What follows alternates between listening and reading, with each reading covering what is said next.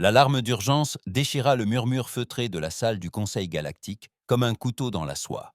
Les doigts longs et tremblants du représentant taurin se tendirent vers Oa, en rang vers le panneau de communication.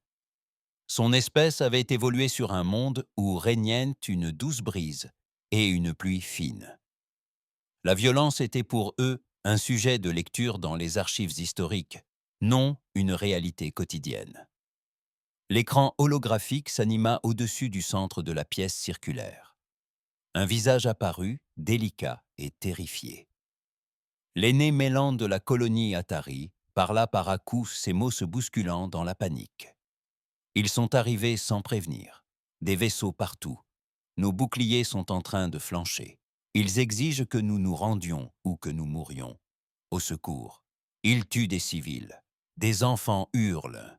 Nous n'avons ni armes ni défense. Y a-t-il quelqu'un qui nous entend? Au secours. Ils tuent des civils. Des enfants hurlent. Nous n'avons ni armes ni défense. Y a-t-il quelqu'un qui nous entend? La transmission s'est interrompue par des parasites, puis par des images qui ont fait détourner le regard à plusieurs membres du Conseil. Des vaisseaux en flammes en orbite, des structures qui s'effondrent, des corps flottant dans le vide. Thorin sentit son cœur se serrer. Les ravageurs avaient encore frappé. Depuis 200 cycles, cette coalition de pirates terrorisait les confins de l'espace du Conseil. Ils étaient bas, brutaux, efficaces et d'une cruauté sans bornes. 17 civilisations avaient succombé à leurs attaques. Le Conseil était au courant. Le Conseil les craignait. « Nous devons réagir », dit Kelda d'une voix calme, malgré l'horreur qui se déroulait à l'écran. Son peuple avait jadis été des guerriers, avant de rejoindre la Fédération pacifique des espèces. Elle se souvenait encore de ses anciens instincts. « Réagir comment ?» demanda un autre représentant. « Les ravageurs ont plus de 200 vaisseaux dans ce secteur. Il nous faudrait rassembler une flotte, obtenir les autorisations nécessaires, nous coordonner avec de nombreuses espèces. À notre arrivée, les Atari auront disparu. » Un silence pesant s'installa. Tous connaissaient la vérité. Le Conseil était fondé sur la diplomatie et le commerce, non sur la guerre. Il disposait de petites forces de défense, mais rien qui puisse rivaliser avec une flotte de pirates aguerris, avides de combat. On pourrait envoyer un message diplomatique, suggéra timidement quelqu'un. Les ravageurs ne négocient pas, dit Thorin d'une voix calme. Ils prennent ce qu'ils veulent et ne laissent rien derrière eux. Le débat se prolongea pendant de précieuses minutes. Chaque espèce avait des raisons de ne pas pouvoir intervenir. Le risque était trop grand, la distance trop importante, les complications politiques trop complexes. Les Ataris mouraient, et le Conseil débattait de la marche à suivre. Soudain, une nouvelle voix se fit entendre dans la salle par le système de communication. L'accent était étrange, le ton était sec et direct. Ici l'amiral Patricia Cross, de la flotte de défense humaine. Nous avons reçu l'appel de détresse de la colonie Tari. Nous répondons. Délai d'arrivée estimé au système, 4 heures. Rayer. La salle du conseil s'est emparée d'un brouhaha confus. Thorin a ouvert le dossier des humains sur son écran personnel. Rayer. La salle du conseil s'est emparée d'un brouhaha confus. Thorin a ouvert le dossier des humains sur son écran personnel. L'humanité. Les nouveaux membres du Conseil galactique. Ils n'avaient été admis qu'il y a 50 cycles, un délai remarquablement court pour le Conseil. Leur monde d'origine, la Terre, était classé comme monde mortel de catégorie 9. Thorin avait lu les rapports avec fascination et une pointe d'appréhension. La gravité terrestre était 1,5 fois supérieure à la normale galactique. Son atmosphère, riche en oxygène, engendrait des tempêtes gigantesques et permettait l'existence de créatures d'une taille et d'une agressivité colossale. L'espèce dominante, les humains, avait évolué en chasseurs acharnés sur une planète qui semblait conçue pour les anéantir. Ils avaient survécu à des ères glaciaires, des éruptions de supervolcans et d'innombrables prédateurs qui auraient dû les exterminer. Mais ils n'avaient aucune expérience du combat spatial. Leurs vaisseaux étaient neufs, leurs tactiques inédites face à de véritables menaces. Le dossier indiquait que les humains étaient forts et résistants, mais que les ravageurs étaient des tueurs aguerris, ayant anéanti des espèces bien plus avancées que l'humanité. Nous devrions les prévenir, dit Thorin en ouvrant un canal de communication. Amiral Cross, ici Thorin, représentant du Conseil galactique. La force hostile que vous approchez compte plus de 200 vaisseaux de guerre. Ils sont extrêmement dangereux. Nous vous recommandons de vous retirer et d'attendre une réponse coordonnée du Conseil. Un silence suivit. Puis l'amiral Cross reprit d'un ton inchangé. Négatif, représentante. Les Ataris n'ont pas le temps pour une réponse coordonnée. Nous intervenons. Si d'autres forces du Conseil souhaitent se joindre à nous, elles sont les bienvenues. Sinon, restez à l'écart. Nous nous en occupons. La communication fut coupée. Thorin fixait l'écran noir, l'esprit en ébullition. Les humains allaient mourir. Ils étaient à la fois courageux et insensés. Une vague de tristesse l'envahit. L'humanité allait devenir la 18e espèce anéantie par les ravageurs. Et cela se produirait lors de leur premier véritable affrontement militaire depuis leur entrée au Conseil. Kelda s'approcha du poste de Thorin. « Affiche la composition de leur flotte », dit-elle doucement. Les doigts de Thorin parcoururent les commandes. Les données s'affichèrent. 17 vaisseaux humains. Seulement 17. Contre plus de 200 vaisseaux ravageurs. Le plus grand vaisseau humain, un cuirassé nommé Défiant, était impressionnant par sa taille. Mais son efficacité au combat restait à prouver. Le reste était composé de croiseurs et de destroyers, élégants et modernes, mais non testés. « Ils vont être massacrés », murmura Thorin. « Peut-être, » répondit Kelda. « Mais regarde leur armement. Ce ne sont pas des modèles standards du Conseil. Regarde l'épaisseur de leur blindage, la puissance de leurs moteurs, le nombre de membres d'équipage par vaisseau. » Thorin examina les spécifications de plus près. Les chiffres semblaient erronés. Les vaisseaux humains embarquaient un équipage 3 fois supérieur à celui des vaisseaux du Conseil comparables. Leur blindage était d'une épaisseur absurde, sacrifiant la vitesse au profit de la protection. Leur armement était un étrange mélange de technologies, dont certaines étaient même inconnues de Thorin. « Que sont les accélérateurs cinétiques » demanda-t-il en désignant une liste d'armements. « Je ne sais pas, » admit Kelda, « mais je crois que nous allons bientôt le découvrir. » À l'autre bout de la galaxie, à bord du cuirassé humain Defiant, le capitaine Reed Hayes observait la scène tactique d'un œil calme. Son équipage s'activait autour de lui avec une efficacité rodée. Personne ne paniquait. Personne ne remettait en question la mission. Il s'y était entraîné, même s'il ne l'avait jamais vécu en situation réelle. Hayes avait servi dans les forces navales terriennes pendant 20 ans, avant d'être muté à la flotte de défense, lorsque l'humanité avait rejoint le Conseil galactique. Il avait combattu dans le Pacifique, dans l'Arctique et dans les stations orbitales autour de la Terre. Il savait à quoi ressemblait la guerre, il en connaissait l'odeur, et il savait que parfois, le seul moyen d'arrêter le mal était de l'affronter avec une force écrasante. « Tous les navires prêts, monsieur », annonça son officier tactique. Hayes acquiesça. « Signalez la flotte. Formation d'attaque standard. Règles d'engagement. Désarmement à bord de tous les navires ennemis. S'ils se rendent, nous acceptons. S'ils fuient, nous les poursuivons. S'ils combattent, nous les anéantissons. » « Oui, monsieur ?» La flotte passa en hyperespace, 17 vaisseaux fonçant vers une bataille qui allait changer la galaxie à jamais. Dans la salle du Conseil, Thorin les vit disparaître de l'écran de suivi et se demanda s'il les reverrait un jour. Les Ataris hurlaient encore. Les ravageurs continuaient de tuer. Et l'humanité, cette inconnue venue d'un monde mortel, était sur le point d'arriver, porteuse d'une réponse gravée dans le feu et l'acier. L'espace se tordit et hurla tandis que 17 vaisseaux de guerre humains déchiraient le tissu de la réalité et émergeaient aux confins du système Atari. Un bref silence s'installa. Puis, les capteurs s'animèrent, révélant des cibles.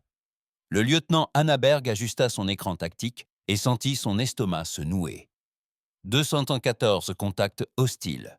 Ils étaient partout, encerclant la colonie Atari, comme des loups rôdants, autour d'une proie blessée.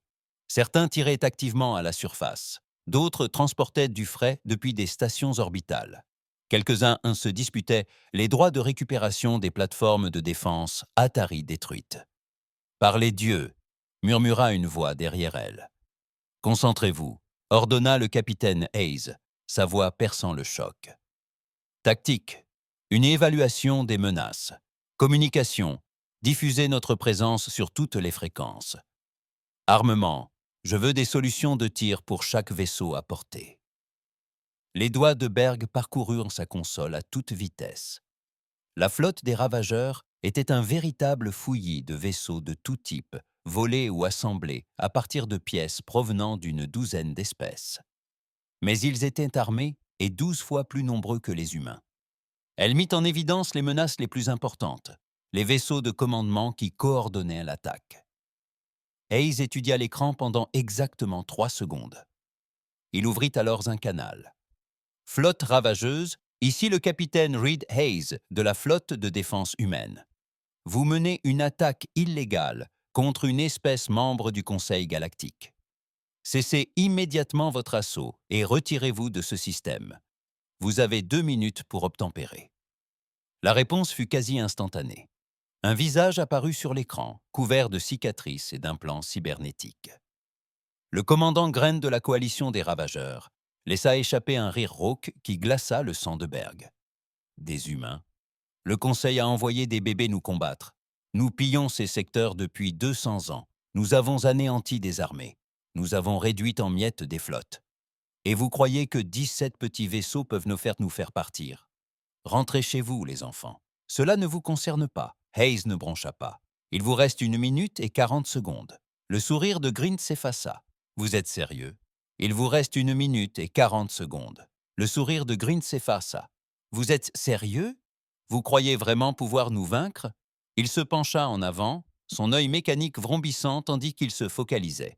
Je vais faire simple. Faites demi-tour et partez. Et nous vous laisserons la vie sauve. Restez. Et nous ajouterons vos vaisseaux à notre collection et vos corps au néant. 30 secondes, dit Hayes calmement. Le visage du commandant des ravageurs se tordit de rage. Très bien, vous voulez mourir? Nous allons vous donner une mort digne de ce nom. Tous les vaisseaux ciblent la flotte humaine. Déchiquetez-les! La communication fut coupée. Berg observa 200 vaisseaux ravageurs se mettre en marche, leurs armes s'activant. Ses mains restaient fermes sur les commandes, mais son cœur battait la chamade. C'était réel. C'était en train d'arriver. Tous les vaisseaux! Formation de combat Delta! La voix de l'amiral Cross résonna dans le canal de communication de la flotte. Souvenez-vous de votre entraînement. Faites confiance à votre blindage. Chaque tir compte. Montrez-leur ce que la Terre est capable de construire. La flotte des ravageurs ouvrit le feu la première. Des projectiles de plasma, des missiles et des rayons d'énergie sillonnaient le vide en direction des vaisseaux humains. Berg se raidit, s'attendant à ce que les boucliers cèdent comme dans chaque simulation. Mais les vaisseaux humains n'utilisèrent pas de boucliers. La première vague de tirs frappa la coque du Défiance et s'arrêta net. Le blindage l'absorba, le dissipa, le transforma en simple chaleur qui s'évacua dans l'espace. Les ravageurs firent feu à nouveau, déchaînant toute leur puissance sur la formation humaine. Les vaisseaux humains tremblèrent sous les impacts, mais tinrent bon, leur blindage multicouche remplissant parfaitement son rôle. « Renvoyez-vous au feu !» ordonna Hayes. Les armes humaines répondirent. Des accélérateurs cinétiques propulsaient des projectiles solides à une fraction significative de la vitesse de la lumière. Des canons à plasma tiraient des projectiles surchauffés, brûlant à une température supérieure à celle du cœur d'une étoile. Des lance-missiles s'ouvraient et libéraient des armes intelligentes qui se faufilaient à travers les lignes ennemies. Le premier vaisseau ravageur à être détruit n'a rien vu venir. Un projectile cinétique a traversé sa partie avant et est ressorti par l'arrière, la violence du choc déchirant le vaisseau en deux. Son réacteur a atteint la criticité et a explosé, emportant avec lui 2 vaisseaux pirates à proximité. « Cible détruite », annonça Berg d'une voix calme malgré le chaos. Plusieurs explosions secondaires. « Prochaine cible », dit Hayes. La bataille se transforma en véritable déchaînement. Les vaisseaux humains avancèrent au cœur des lignes ennemies, au lieu de s'en éloigner. Ils réduisirent la distance, leurs blindages lourds leur conférant un avantage, et la supériorité numérique des ravageurs devenant un handicap. Berg observa le croiseur Resolute éperonner un destroyer pirate, sa proue renforcée écrasant le navire ennemi comme un insecte. « Ils sont fous », entendit-elle quelqu'un dire sur le canal ouvert. C'était un ravageur, la voix tremblante de peur. « Ils sont en train de nous éperonner. » Les marines humains lancèrent l'abordage. Des capsules d'assaut franchirent l'espace entre les vaisseaux et s'accrochèrent aux coques des ravageurs. Des chalumeaux percèrent les blindages. Les écoutilles volèrent en éclats, et des humains en armure motorisée firent irruption à l'intérieur. Berg visionna les images d'une des équipes d'abordage. Ce qu'elle vit lui fit comprendre la panique des ravageurs. Les marines humains se déplaçaient dans le vaisseau ennemi comme s'ils en étaient les maîtres. Ils étaient plus rapides, plus forts, et d'une détermination sans faille. Les guerriers ravageurs, qui avaient terrorisé une centaine de mondes, prirent la fuite face à des humains ayant évolué sur une planète qui cherchait à les anéantir quotidiennement. En 20 minutes, 80 vaisseaux ravageurs furent détruits ou mis hors de combat. Les survivants tentèrent de se disperser, leur formation se brisant sous l'effet de la panique qui gagna leur rang. « Ils fuient », rapporta Berg. Hayes consulta l'écran tactique. Puis, sur la fréquence de commandement de l'amiral Cross, l'ordre parvint, clair et glacial. « Poursuivez-les.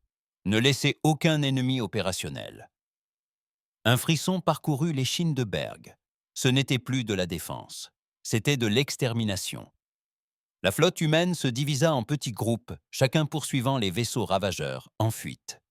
Les pirates qui avaient terrorisé les innocents pendant 2 siècles étaient désormais la proie, traqués à travers 3 systèmes stellaires par des prédateurs venus d'un monde mortel. Sur la colonie Atari, le doyen Mélan observait la bataille à travers ses capteurs orbitaux, les larmes ruisselant sur ses joues. Son peuple était sauvé, mais il était aussi témoin d'un spectacle à la fois terrible et magnifique. Les humains se battaient comme jamais ils n'en avaient vu. Ils se battaient comme si l'univers leur devait la victoire et qu'ils étaient venus la réclamer. Dans la salle du conseil, Thorin suivait les images de la bataille en direct avec une horreur grandissante. La représentante Kelda se tenait à ses côtés, le visage impassible. « Ils ne s'arrêtent pas », dit Thorin. « Ils les traquent. »« C'est un génocide. »« Non, » répondit Kelder d'une voix calme. « Voilà à quoi ressemble la guerre quand elle est menée par des super-prédateurs. Les ravageurs ont oublié quelque chose d'important. Ils ont oublié que dans la nature, il y a toujours quelque chose au-dessus dans la chaîne alimentaire. » Sur la passerelle du Défiant, le capitaine Hayes vit un autre vaisseau ravageur exploser sur son écran. Son expression demeura imperturbable. Il avait une mission à accomplir, et il la mènerait à bien, car c'est ainsi que les humains agissent. Ils vont jusqu'au bout de ce qu'ils entreprennent, quote. La bataille pour le système Atari était terminée, mais la chasse ne faisait que commencer. Zulos était capitaine des ravageurs depuis 15 ans. Il avait pillé 40 colonies, incendié 12 stations spatiales et n'avait jamais connu la défaite. Il dissimula alors son vaisseau au cœur d'une nébuleuse violette, coupant toute alimentation électrique, à l'exception du système de survie, espérant que les humains ne le repéreraient pas dans ce chaos électromagnétique. Il se trompait. Les capteurs du Défiant transpercèrent les interférences de la nébuleuse comme si elle était invisible. Le vaisseau humain émergea des nuages de gaz tourbillonnants, ses armes déjà verrouillées sur sa cible. Zulos n'eut même pas le temps de mettre ses moteurs en marche que le premier tir de sommation vaporisa son système de communication. « Ici le capitaine Hayes, S6, du vaisseau terrestre Défiant, désarmement complet et abordage en vue. Vous avez 60 secondes pour obtempérer. » Zulos observa son équipage. La plupart étaient jeunes. Ils avaient rejoint les ravageurs car c'était bien payé et le conseil était trop faible pour les arrêter. Leur confrontation avec les humains et tout ce qu'ils avaient entendu ces 3 derniers jours leur avait convaincu que se battre revenait à du suicide. « Faites-le », ordonna Soulos. « Mettez tout hors tension. » L'équipe d'abordage humaine arriva en quelques minutes. Ils n'étaient pas tendres, mais pas cruels non plus. Ils séparèrent l'équipage, les immobilisèrent et, méthodiquement, dépouillèrent Nato le navire de ses armes et de ses systèmes de navigation. Puis, ils firent quelque chose d'inattendu pour Soulos. Ils leur donnèrent de la nourriture et des médicaments. « Qu'est-ce que c'est » demanda Soulos à la sergente marine humaine qui montait la garde. La sergente, une femme corpulente au visage marqué de cicatrices, le regarda. Des provisions de base, des pastilles de purification d'eau, des rations de survie, une trousse médicale. De quoi tenir 6 mois si vous gérez bien vos réserves. Je ne comprends pas. Pourquoi nous aider? Nous ne vous aidons pas. Nous veillons à ce que vous ne mouriez pas de faim avant que quelqu'un ne vienne vous chercher. C'est très différent. Le sergent commença à s'éloigner, puis s'arrêta. « Combien de colonies as-tu pillées, ravageur ?» Soulo ne dit rien. « Ouais, c'est bien ce que je pensais. » Le sergent partit sans un mot de plus. 2 heures plus tard, Soulos et son équipage se tenaient à la surface d'une lune désertique, regardant leur vaisseau s'éloigner péniblement sous le contrôle humain. Autour d'eux se trouvaient leurs provisions. Au-dessus d'eux, les étoiles brillaient froidement, indifférentes. « Que faisons-nous maintenant » demanda son second. « Nous survivons » répondit Soulos. « Et nous racontons à tous ce que nous avons vu. Les humains ne perdent jamais. Ils ne s'arrêtent jamais. Ils ne pardonnent jamais. » Il s'assit sur un rocher. Les ravageurs sont anéantis. La traque se poursuivit à travers 3 systèmes stellaires. Des vaisseaux humains apparurent dans des endroits que les ravageurs croyaient insignes. Ils découvrirent des bases cachées dans des ceintures d'astéroïdes. Ils ont suivi les vaisseaux en fuite lors de leurs sauts hyperspatiaux. Ils travaillaient en équipe, se coordonnant avec une précision stupéfiante. Le Conseil galactique a assisté à toute la scène, en direct. Après la bataille initiale, il avait déployé des drones d'observation dans toute la région afin de documenter les événements. À présent, il le regrette. Le représentant taurin assistait à une session d'urgence du Conseil, visionnant les dernières images. Un croiseur humain venait d'encercler 3 vaisseaux ravageurs dans un système désert. Les pirates tentèrent de se rendre. Les humains acceptèrent, mais lorsque les ravageurs essayèrent de les tromper et d'ouvrir le feu, la riposte humaine fut immédiate et massive. Les 3 vaisseaux furent détruits en moins de 2 minutes. « Ils ne font plus preuve de pitié », déclara le représentant Vornas, délégué des systèmes intérieurs. Ils ont accepté les premières redditions. Maintenant, ils détruisent les vaisseaux sans même proposer de conditions. Kelda secoua la tête. Son souffle formait de petits nuages de condensation. Vous n'avez pas une vision d'ensemble. Regardez les étiquettes de données.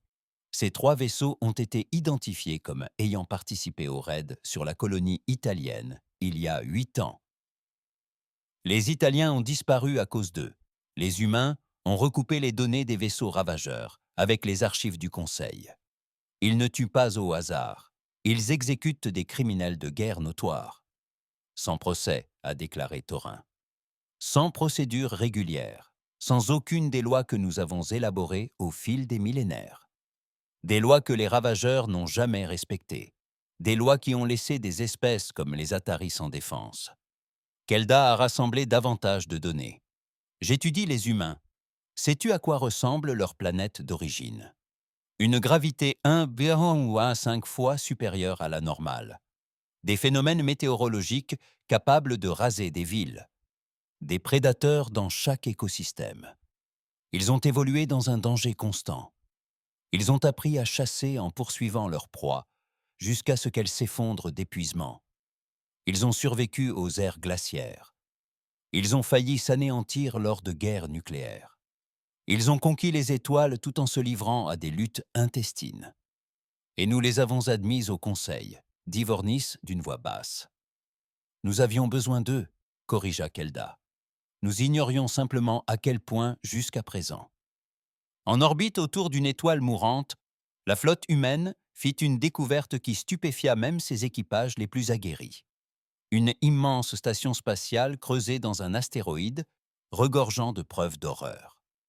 L'amiral Cross ordonna l'envoi immédiat d'une équipe d'enquête complète. Le lieutenant Berg la dirigea.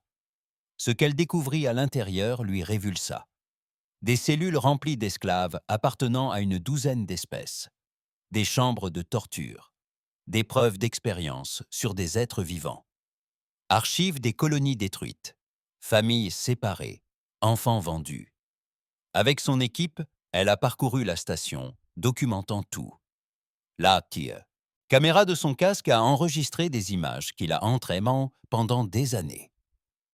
Lorsqu'ils ont trouvé le plus jeune prisonnier, certain à peine capable de marcher, sa main s'est crispée sur son fusil. « Sergeant White », dit-elle dans son communicateur. « Nous avons besoin d'équipes médicales immédiatement. Nous avons des survivants, de nombreux survivants. » Daniel White était un vétéran des premières guerres spatiales de l'humanité. Il avait vu des horreurs, commis des atrocités encore pires au nom de la protection de la Terre. Mais lorsqu'il arriva à la station et vit ce que les ravageurs avaient y fait, il fut lui-même écœuré. « Faites venir les vaisseaux médicaux », ordonna-t-il à son équipe. « Commencez l'évacuation des survivants. Priorité aux jeunes et aux blessés. » Une des esclaves, une Italienne, agrippa le bras de Berg tandis qu'il la transportait vers le vaisseau médical. Son espèce était presque éteinte. Il n'en restait que quelques milliers après la destruction de leur monde par les ravageurs. « Tu es humaine » demanda-t-elle dans un langage standard approximatif. « Oui, merci. Merci d'être venu. » Le conseil a dit que personne ne nous aiderait, qu'on nous avait oubliés. Berg n'osait pas parler. Elle se contenta d'acquiescer et aida la femme à entrer dans l'infirmerie. Le capitaine Hayes parcourut la station après l'évacuation des survivants. Il vit les cellules. Il vit les instruments de torture. Il examina les dossiers.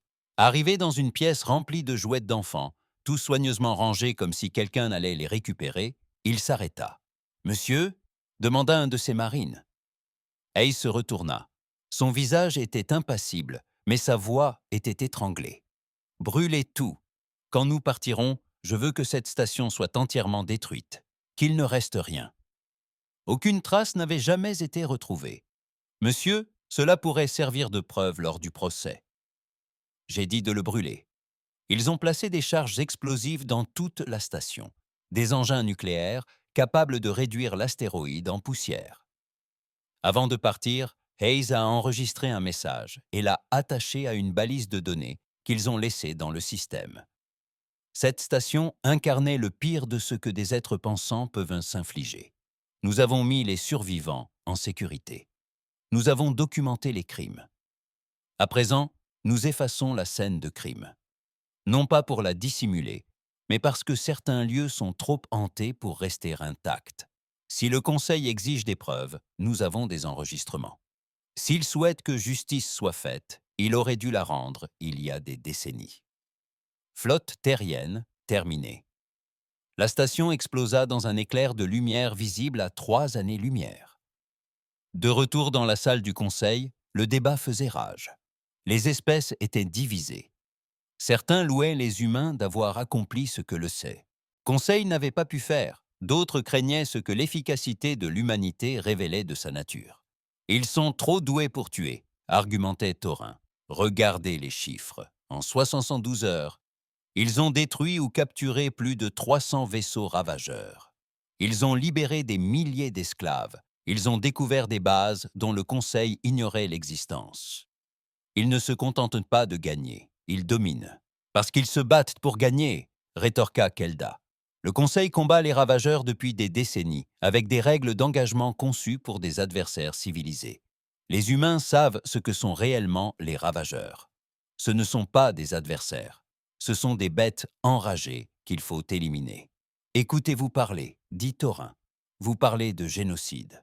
Non, je parle de lutte anti-parasitaire. Kelda se leva. Savez-vous comment les humains appellent ça demandai-je à leur ambassadrice. Il expliqua qu'ils appelaient ça « finir le travail ». Les ravageurs avaient choisi d'être des prédateurs. Les humains prouvaient simplement qu'ils n'étaient pas les super prédateurs qu'ils croyaient être. La discussion se poursuivit, mais personne ne pouvait arrêter le cours des événements. La flotte humaine était trop loin, trop rapide, et ses attaques trop puissantes. L'amiral Cross était assise dans son bureau, en train d'examiner des rapports. Sa flotte avait subi des pertes minimes. Les ravageurs s'effondraient plus vite qu'elle ne l'avait prévu. À ce rythme, ils anéantiraient toute l'organisation en une semaine. On sonna à sa porte. « Entrez !» Le capitaine Hayes. Assayez entra. Il avait l'air épuisé. Son uniforme était propre, mais ses yeux portaient les stigmates des 3 derniers jours. « Amiral, je vous prie de m'exprimer librement. Accordé. Asseyez-vous, Reed. » Hayes s'assit. Il resta longtemps silencieux, puis demanda d'une voix calme. « Faisons-nous le bon choix ?» Cross l'observa. Hayes était un bon officier, l'un des meilleurs qu'elle ait su du tu. Il obéissait aux ordres, mais il y réfléchissait aussi. C'est pourquoi elle l'appréciait. « Vous avez vu la station ?» dit-elle. « Oui. Vous avez vu ce qu'ils ont fait à ces gens, à ces enfants. Oui. Alors vous savez pourquoi nous agissons ainsi. » Cross se laissa aller dans son fauteuil. Le Conseil a des règles d'engagement. Il a des lois sur la guerre. Il a des traités et des protocoles. Tout cela est conçu pour les guerres entre espèces civilisées qui partagent des valeurs communes. Les ravageurs ne sont pas civilisés. Ils sont un cancer. On ne négocie pas avec un cancer. On l'extirpe. Nous exécutons des prisonniers maintenant, dit Hayes. Des navires qui tentent de se rendre. Nous vérifions leurs dossiers et les détruisons de toute façon s'ils sont coupables de certains crimes. Les criminels de guerre ne méritent aucune pitié. Qui décide de ce qui constitue un crime de guerre? Et nous? Cross se leva et se dirigea vers le hublot. Dehors, les étoiles défilaient à toute vitesse, tandis que son vaisseau filait à une vitesse supraluminique. Reed, sais-tu pourquoi le Conseil a sollicité notre aide lors de leur premier contact? Non. Ils étaient en guerre contre une espèce agressive appelée les Vrennes. Les Vrennes disposaient d'une technologie supérieure, de vaisseaux plus performants et de tactiques plus efficaces. Le Conseil était en train de perdre. Ils ont découvert la Terre, ont constaté que nous venions de maîtriser le voyage supraluminique et ont décidé de demander de l'aide à ces nouveaux primitifs. Sais-tu ce qui a changé le cours de la guerre? Hayes secoua la tête. Nous avons combattu différemment. Les espèces du Conseil mènent la guerre comme une partie d'échecs. Des manœuvres élégantes, des pertes minimales, des opérations ciblées. Nous avons mené la guerre comme si nous cherchions à anéantir l'ennemi, car c'était le cas. Nous avons bombardé des cibles militaires. Nous avons bloqué leur planète. Nous n'avons pas cessé avant leur reddition sans condition. Le Conseil était horrifié. Ils nous ont traités de barbares, mais ils ont cessé de perdre la guerre. Alors, nous sommes des barbares? Non, nous sommes des survivants d'un monde qui a tenté de nous anéantir chaque jour. Nous avons appris à nous battre, car sans cela, nous étions condamnés. Cross se tourna vers Hayes. Le Conseil peut se permettre d'être civilisé. Ils ont évolué sur des mondes paisibles. Faible gravité, climat stable, ancêtres herbivores. Ils considèrent la conscience sur la guerre comme une aberration. Nous savons que c'est faux. La guerre n'est qu'une autre forme de survie, et nous sommes très doués pour survivre. Hayes resta silencieux un instant. Les ravageurs sont terrifiés par nous maintenant. Tant mieux. La peur est un puissant moyen de dissuasion. Nous ne détruisons pas seulement leur flotte. Nous détruisons le mythe de leur invincibilité. Toutes les espèces trop effrayées pour nous résister nous regardent triompher.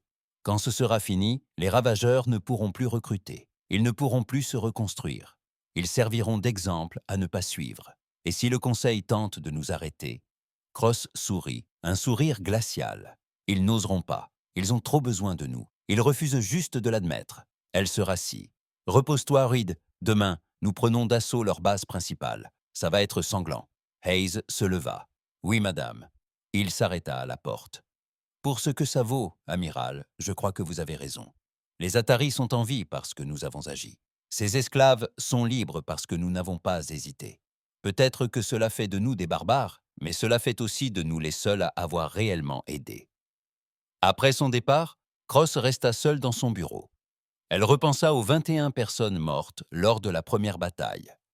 Elle repensa aux milliers de ravageurs que sa flotte avait anéantis. Elle repensa aux enfants qu'ils avaient sauvés de cette station. Le prix à payer était élevé. Mais l'alternative l'était encore plus. Elle afficha l'écran tactique montrant la base principale des ravageurs. Une forteresse astéroïde qui n'avait jamais été prise d'assaut. 17 vaisseaux humains contre 10 000 défenseurs et des défenses fixes conçues pour anéantir des flottes entières. Le Conseil avait déclaré la mission impossible. Cross sourit. L'humanité avait une longue tradition d'exploits impossibles. Tous les vaisseaux, ordonna-t-elle dans son communicateur, cap sur la forteresse des ravageurs. À toute vitesse. On en finit. À l'intérieur de l'astéroïde creux, Krell, chef des ravageurs, s'adressa à ses commandants rassemblés par le biais d'un réseau d'écrans et de canaux de communication. 10 000 guerriers observaient et écoutaient depuis différents points de l'immense forteresse. C'étaient les survivants, le cœur de l'Empire ravageur, ceux qui avaient échappé à la traque humaine. « Ils arrivent », dit Krell d'une voix assurée. « Les humains croient pouvoir prendre notre forteresse. Qu'ils essayent. Nous tenons cette position depuis 80 ans. 12 espèces nous ont attaqués, ici. 12 espèces sont échouées. Nous avons des boucliers capables de résister à un bombardement orbital. Nous avons des armes capables de réduire des vaisseaux en miettes. Nous avons des guerriers qui n'ont jamais connu la défaite sur notre propre sol. » Il marqua une pause, observant les écrans qui croisaient le regard de ses commandants. Ces humains sont novices dans l'espace. Ils ont eu de la chance en combat ouvert. Mais ici, dans notre forteresse, à couvert, là où leurs vaisseaux ne font pas le poids, nous allons leur montrer ce que sont de vrais guerriers. Nous prouverons à la galaxie que les ravageurs sont invincibles. Et nous renverrons les débris de leur flotte chez eux. Une clameur s'éleva des guerriers rassemblés.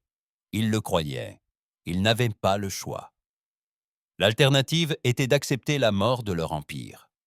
Que tout ce qu'ils avaient bâti au prix de 2 siècles de terreur touchait à sa fin. À l'extérieur de l'astéroïde, la flotte humaine prit position. Aucun avertissement ne fut donné. Aucune dernière chance de se rendre. L'amiral Cross avait appris tout ce qu'elle devait savoir sur les ravageurs grâce à leurs victimes. Ce n'étaient pas des soldats. C'étaient des meurtriers et des esclavagistes, ce qui avait fait de la violence leur mode de vie. Les négociations étaient maintes terminées. « À l'assaut !» ordonna Cross. L'attaque débuta d'une manière incompréhensible pour les spectateurs. Au lieu de bombarder la forteresse à distance, les vaisseaux humains se rapprochèrent, beaucoup plus près. Ils se positionnèrent contre la surface de l'astéroïde, leur coque frôlant presque la roche. Puis, le forage commença.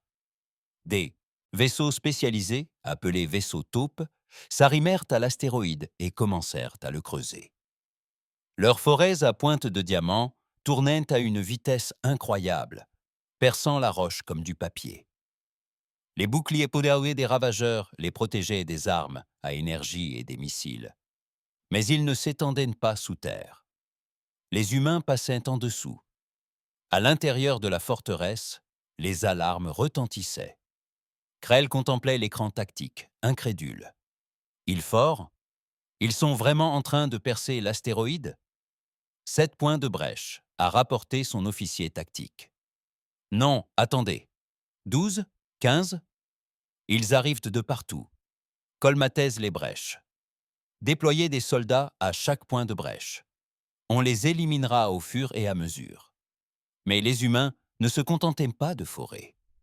Pendant que les vaisseaux taupes opéraient, des capsules d'assaut furent lancées depuis la flotte. Celles-ci ne visaient pas les baies d'amarrage fortifiées, mais les points faibles de la surface de l'astéroïde, là où la roche était la plus fine. Elles atteignaient leur cible à vitesse terminale, précisément là où la roche était la plus fragile. Ils frappèrent à une vitesse fulgurante, leur front renforcé, perçant les lignes ennemies. Les premiers marines humains pénétrèrent dans la forteresse 3 minutes après le début de l'assaut. Des guerriers ravageurs se précipitèrent à leur rencontre, confiants en leur supériorité numérique et leur connaissance du terrain. Qu'importe. Les marines humains se déplaçaient dans les couloirs, avec une aisance naturelle. Leurs armures motorisées leur permettaient de porter des armes qui, pour toute autre espèce, auraient été montées sur des véhicules. Leurs écrans de casque leur offraient une parfaite perception de leur environnement, et leurs mouvements étaient d'une coordination acquise grâce à des milliers d'heures d'entraînement dans des environnements similaires.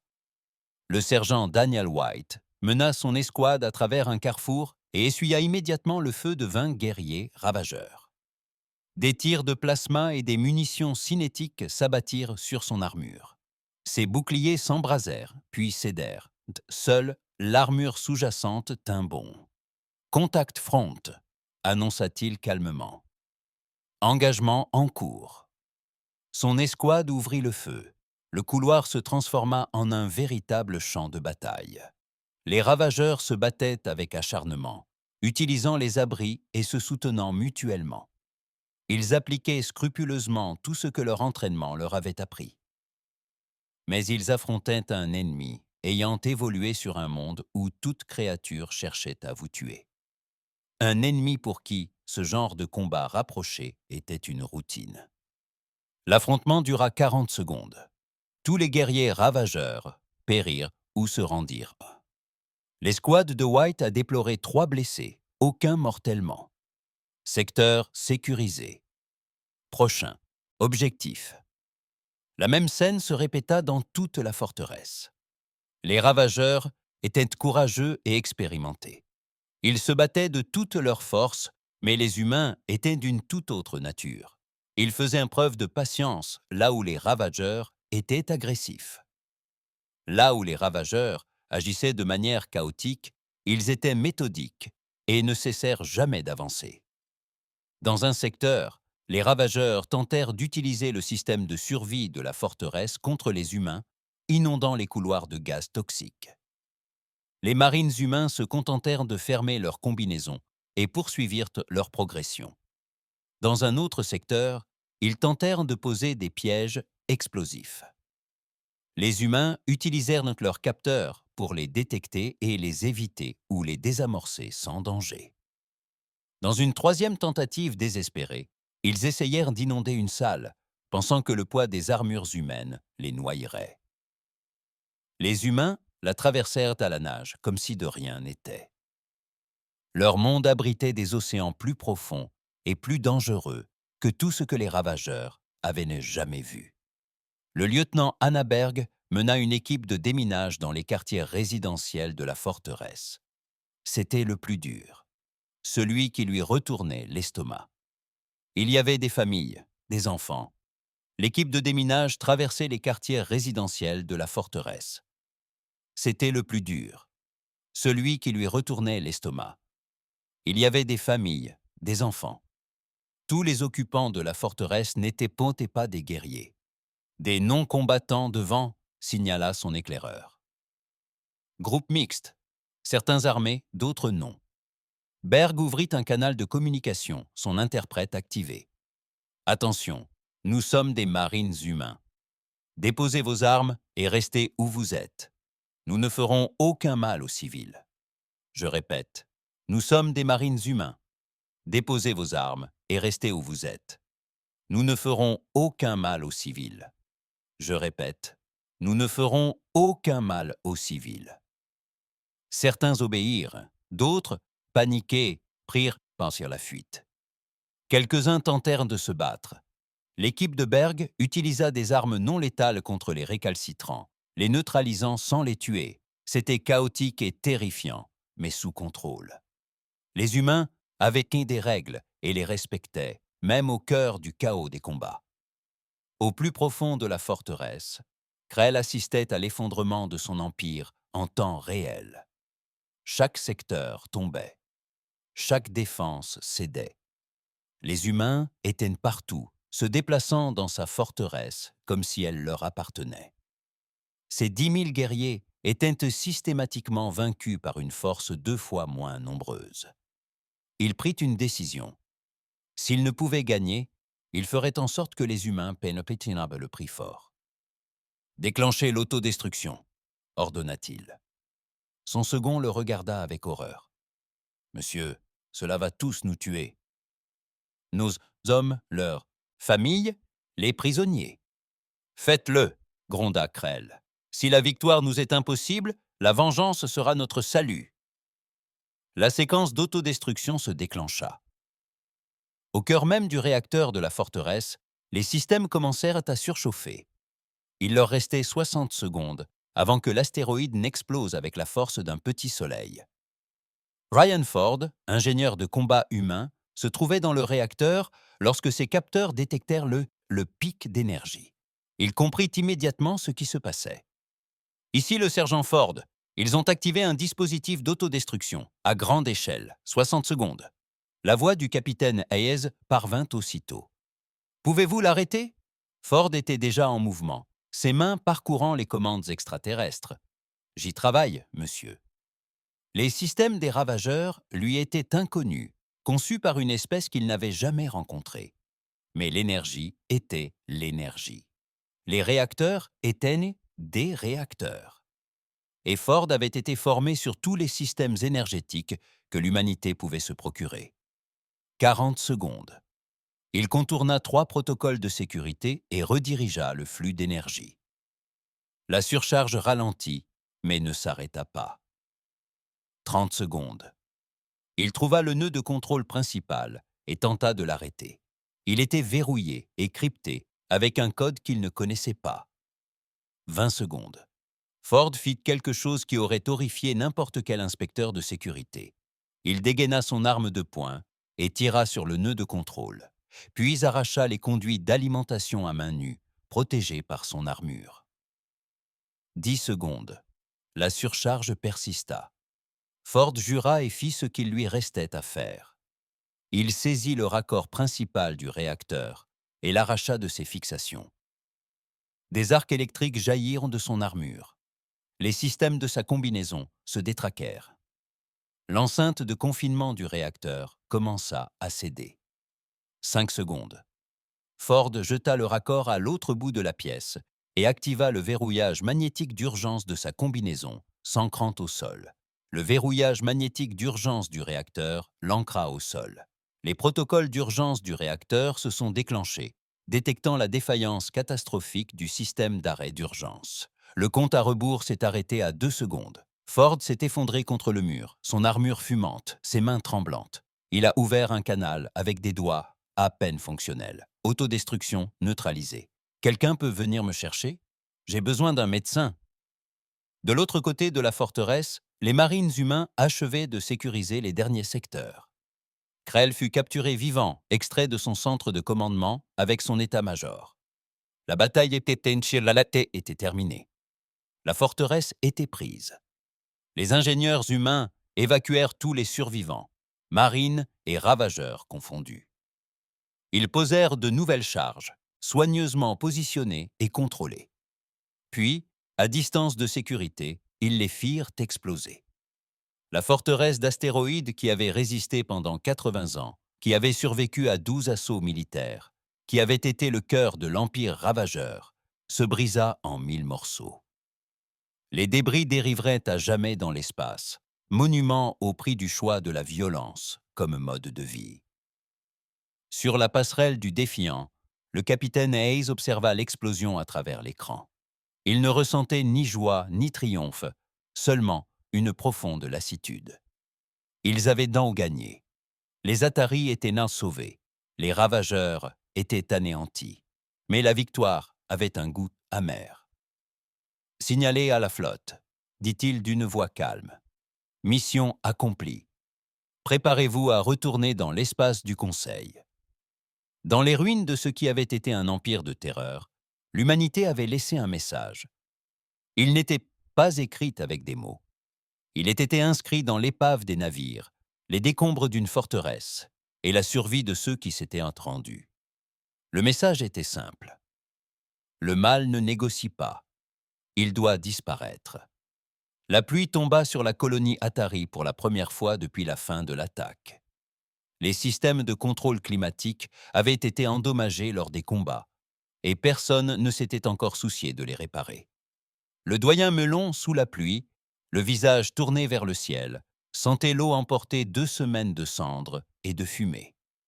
Autour de lui, son peuple reconstruisait, lentement, prudemment, conscient d'avoir frôlé l'extinction.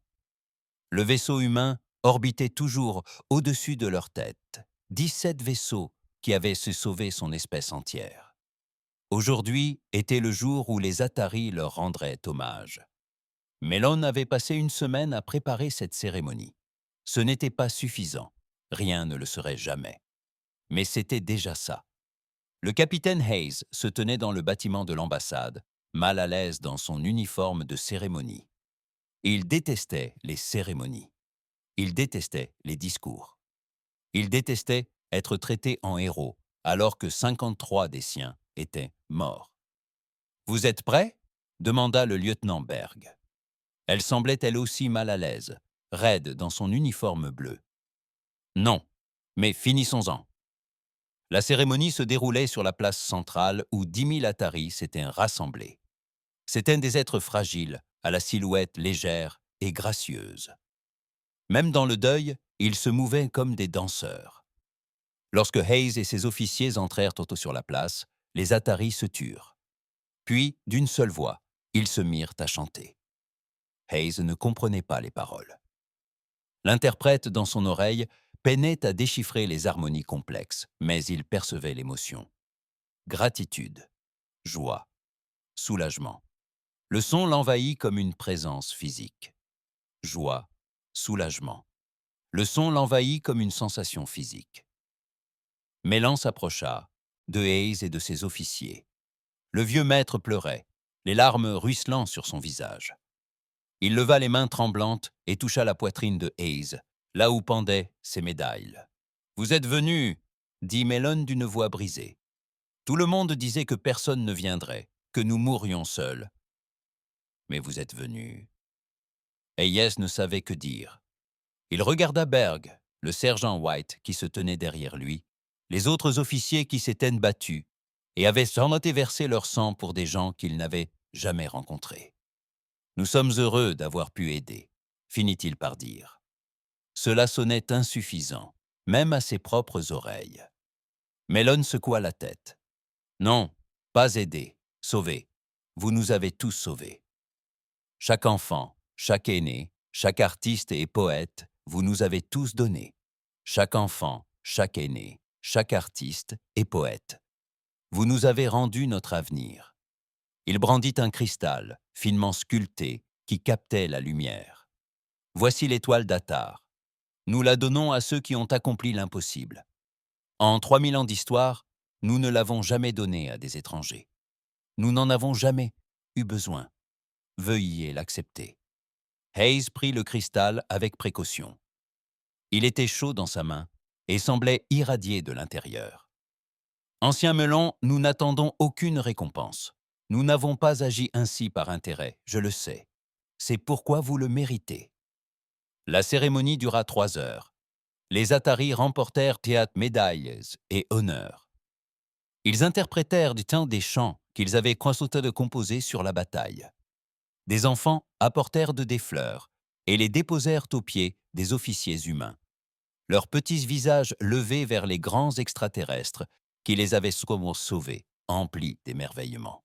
Hayes supporta tout cela avec une grâce tranquille. Mais lorsqu'un jeune enfant, Atari, lui offrit un dessin du défiant, le représentant comme un ange protecteur veillant sur la colonie, il dut détourner le regard un instant.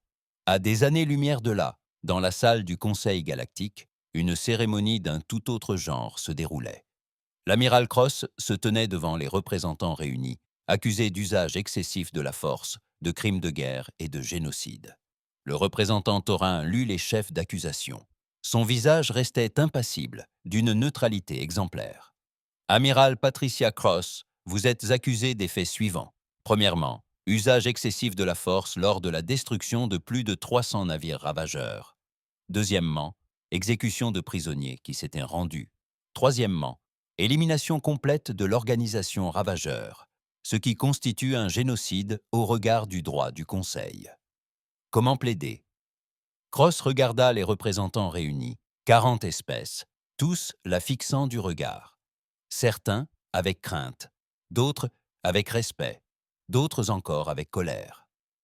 Elle prit une inspiration et déclara d'une voix claire: non coupable. La salle explosa. Les représentants s'invectivèrent. Certains exigèrent un procès immédiat. D'autres réclamèrent l'abandon des charges. Anne, la présidente du conseil, dut utiliser son maillet de cérémonie pour rétablir l'ordre. Amiral Cross, vous aurez l'occasion d'utiliser son maillet de cérémonie pour rétablir l'ordre. Amiral Cross, vous aurez l'occasion de vous justifier, mais le conseil entendra d'abord des témoignages sur les événements. Voran désigna l'écran principal. Nous avons tout consigné. La bataille initiale dans l'espace Atari. La poursuite à travers 3 systèmes. L'assaut de la forteresse. Tout cela. Pendant les 6 heures qui suivirent, le Conseil examina les preuves. Ils virent des vaisseaux humains percer les formations de ravageurs. Ils virent des marines aborder des vaisseaux ennemis. Ils virent l'assaut de la forteresse. Ils ont assisté à l'exécution de prisonniers après que leur dossier ait été vérifié dans les bases de données sur les crimes de guerre. Thorin a présenté son dossier avec soin. Les humains ont combattu sans retenue. Ils ont poursuivi les ennemis en fuite. Ils ont exécuté des prisonniers. Ils ont anéanti les ravageurs si complètement que l'organisation ne peut plus se relever. Cela dépasse la simple légitime défense ou la protection d'alliés. C'est de l'extermination. Cross écouta sans interrompre. Quand ce fut son tour de parler, elle se leva et se dirigea vers le centre de la salle. Elle fit apparaître différentes images sur l'écran. « Voici la planète natale des Italiens », dit-elle. Une image apparut montrant une magnifique planète recouverte d'océans et d'îles. Une population de 3 milliards d'habitants. Ils étaient des artistes, des scientifiques, des explorateurs pacifiques. Les ravageurs les ont détruits il y a 30 ans. Voici à quoi ressemble la planète maintenant. L'image a changé. Les océans étaient gris, les îles étaient noires, rien ne bougeait. Voici la colonie Selvac. Une autre image, une station spatiale animée, une population d'1 demi-million d'habitants. Il y avait des mineurs, des commerçants, des familles. Les ravageurs les ont pillés il y a 15 ans. Ils ont réduit les jeunes en esclavage. Ils ont tué les vieux. Ils ont laissé la station dévastée et déserte. Image après image, monde après monde, espèce après espèce. L'histoire des atrocités des ravageurs se déroulait sous nos yeux. Voici les victimes des ravageurs, dit Cross d'une voix ferme mais dure. 17 civilisations anéanties. 40 colonies incendiées. 1 demi-million de personnes réduites en esclavage. Des millions de morts. Tout cela est consigné dans les archives du Conseil. Vous le savez. Et qu'a fait le Conseil? Un silence pesant s'installa. Rien. Cross répondit elle-même à sa question. Oh, vous avez condamné les ravageurs. Vous avez publié des déclarations. Vous avez débattu. Vous avez promulgué des lois. Mais vous ne les avez pas arrêtés. Vous n'avez sauvé personne. Vous les avez laissés se perpétuer par peur du prix à payer pour les arrêter. Nous avons tenté des solutions diplomatiques. Thorin a protesté. Nous avons proposé des conditions aux ravageurs. Nous avons tenté de négocier. On ne négocie pas avec des chiens enragés. Il faut les abattre. Cross a affiché de nouvelles images. Voici la station que nous avons découverte lors de notre poursuite. Celle où les ravageurs détenaient des esclaves. Ce sont des enfants représentant Thorin. Certains ont 6 ans, 6 ans. Ils ont été arrachés à leurs familles et vendus comme du bétail. Les ravageurs ont-ils négocié avec eux? Ont-ils fait preuve de retenue? Les écailles de Thorin vacillèrent. Ils n'avaient pas de réponse. Vous nous accusez d'usage excessif de la force, de génocide. Permettez-moi de clarifier ce que nous avons fait. Cross fit le tour de la salle, observant chaque représentant tour à tour. Nous avons détruit tous les vaisseaux ravageurs que nous avons pu trouver. Oui, nous avons vérifié. Nous avons capturé les équipages, conformément à votre base de données sur les crimes de guerre, et exécuté les coupables de génocide et d'esclavage. Oui, nous avons complètement anéanti l'organisation des ravageurs. Oui, nous avons fait tout cela, et je le referai sans hésiter. Vous n'aviez aucune autorité, a déclaré Vornus. Le Conseil n'a pas autorisé une action militaire de cette ampleur. Les Atari ont lancé un appel de détresse. Le Conseil est resté passif. La Terre a réagi. Nous avions toute l'autorité nécessaire. C'est ce qu'on appelle la morale élémentaire, dit Kelda en se levant. Son souffle formait des nuages dans la pièce chaude. Amiral Cross, personne ici ne nie que les ravageurs étaient nés des criminels. Personne ne nie qu'il fallait les arrêter. La question est celle de la proportionnalité. Fallait-il en tuer autant? Fallait-il être aussi méticuleux?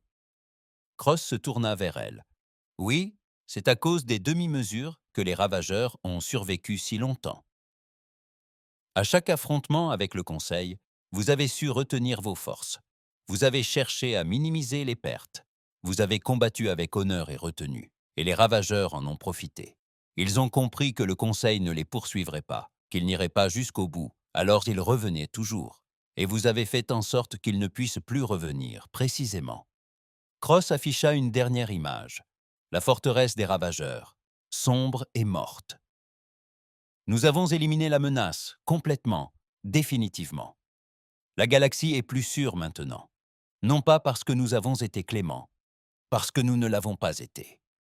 Thorin se leva. Ce que vous décrivez n'est pas du maintien de la paix, c'est de l'annihilation. Comment le Conseil peut-il faire confiance à une espèce qui combat ainsi? Parce que nous ne combattons ainsi que contre ceux qui le méritent. Cross soutint son regard. Représentant, que ferait votre espèce si quelqu'un attaquait votre monde natal? Tuez vos enfants? Réduisez votre peuple en esclavage? Feriez-vous preuve de retenue? Négocieriez-vous? Les écailles de Thorin devinrent rouge foncé. Colère, c'est différent. Non, ce n'est pas différent. La seule différence, c'est que nous avons agi pour protéger les enfants d'autrui. C'est tout. Nous n'avons pas attendu que cela devienne notre problème. Nous avons vu des êtres en détresse et nous les avons secourus. Le débat fit rage pendant des heures. Certains représentants plaidaient pour des sanctions sévères, d'autres pour l'abandon des poursuites. L'Assemblée était divisée. 40 espèces étaient incapables de s'entendre sur la notion de justice. Finalement, Voran demanda le silence. Nous entendrons le représentant des Atari. Mélon entra dans la chambre. Il paraissait petit et fragile parmi les espèces plus imposantes. Il s'avança lentement vers le centre, son âge se lisant dans chacun de ses mouvements. Lorsqu'il prit la parole, sa voix était calme mais claire. « Je suis Mélon l'ancien des Atari. Je parle au nom de 3 millions d'êtres humains qui doivent que leur survie à l'humanité. J'ai vu mon monde brûler. J'ai tenu des enfants mourants dans mes bras. Je me préparais à voir mon espèce disparaître. Puis les humains sont arrivés. » Il se tourna vers Cross. Le Conseil demande s'ils ont fait un usage excessif de la force. Je demande, excessif par rapport à quoi? Les ravageurs nous massacraient. Les humains les ont arrêtés. Le Conseil demande s'ils ont fait preuve de clémence. Je demande, clémence envers qui? Les ravageurs qui ont assassiné des milliards d'êtres? Ou les enfants qu'ils ont sauvés de l'esclavage? La voix de Mélon s'éleva. Les humains ont fait ce qu'il fallait faire, ce que le Conseil aurait dû faire il y a des décennies. Ils ont combattu sans relâche, car l'ennemi ne méritait aucune retenue. Ils ont poursuivi sans pitié, car les ravageurs n'avaient non fait preuve d'aucune pitié. Ils ont éliminé la menace, car tout autre choix aurait signifié davantage de mondes comme le mien, davantage d'espèces menacées d'extinction. Il sortit l'étoile d'Atar, le cristal brillant entre ses mains. Mon peuple a offert à l'humanité son plus grand honneur. Nous proposons que le Conseil en fasse autant. Rejetez ces accusations. Remerciez les humains pour leur service et apprenez d'eux. Mélon s'assit. Le silence régnait dans la salle. Kelda prit la parole la première. La colonie Selvac vote le rejet de toutes les accusations. Un à un, les autres représentants se lèvent. La colonie de la bordure extérieure, les espèces qui avaient vécu dans la peur des ravageurs, votent également le rejet de toutes les accusations. Un à un, les autres représentants se lèvent. Les colonies de la bordure extérieure, les espèces qui avaient vécu dans la peur des ravageurs, votent toutes le rejet. Les instances internes étaient divisées. Certains votèrent C pour des sanctions, d'autres pour la destitution. Le vote fut finalement serré. 23 voix pour la destitution, 17 pour les sanctions. Voron annonça le verdict. Les accusations portées contre l'amiral Patricia Cross et la flotte terrestre sont abandonnées. Le Conseil remercie l'humanité pour sa contribution à l'élimination de la menace ravageur. Mais elle ajouta ensuite « Le Conseil émet également un avertissement officiel. L'humanité doit apprendre à se conformer aux normes du Conseil. Toute action future sera scrutée. La galaxie a des lois pour une raison. » Cross acquiesça. « Bien compris, président Varin. La Terre continuera d'agir conformément à ses valeurs et à ses obligations. Lorsque des êtres auront besoin d'aide, nous leur en apporterons.